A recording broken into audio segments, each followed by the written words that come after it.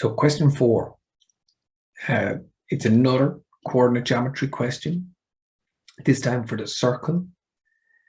So we can look at it here. We can see, of course, that we have a center of the circle point P. We have a couple of lines L and M. They look like they're intersecting at 90 degrees, but that's not definite yet. The points A and B lie in a circle with center P as shown. The points A has coordinates 1 minus 2. The midpoint M of AB is 3, 1. So that's the midpoint of A and B. The line L passes through the points M and P. Find the slope of the line AB. Well, in this case, because we have 2 points on that line, we can use rise over run or y2 minus y1 over x2 minus x1. And I'm going to get my slope of 3 over 2. A 5 marker to start off. Okay. Find the equation of line L. So here's line L. So can we be sure that this is perpendicular? We can. I'm going to say that. Was that a dramatic pause for effect? Or was it because I didn't know?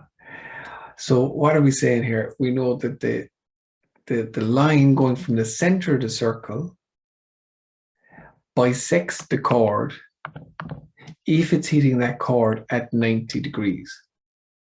And in this case, because of the fact that we do know it does bisect it because M is the midpoint, we then know that this angle here is 90 degrees.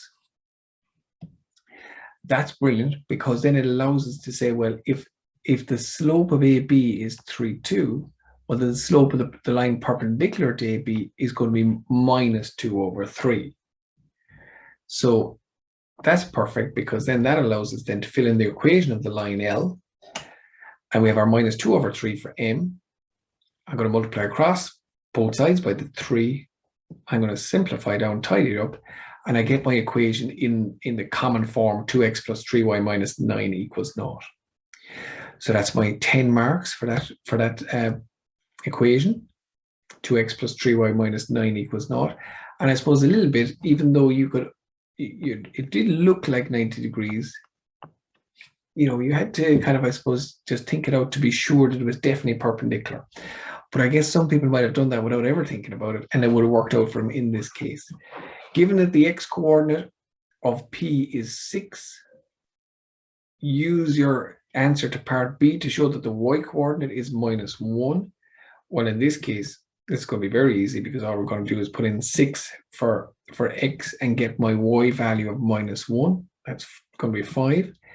And then all I got to do is find the equation of this circle and give your answer in the general equation of the circle form. So in this case, we have 6 minus 1.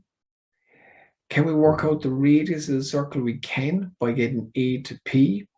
So we work out this radius. We get, r squared is equal to 26. So that would give you like r equals 26. And then we know that I can say x minus h to be squared plus y minus k to be squared. I have to move my own little image there myself, equals r squared. So I'm filling in this. Here's my h, here's my k. But now I have to be just careful to get my answer in the correct form. So when I square it all out and tidy it up, I get my answer x squared plus y squared minus 12x plus 2y plus 11 equals 0. And that was a 10-mark question. So definitely not a bad question. You just had to kind of steadily work your way through it, and you'd be hoping that students did well in this question.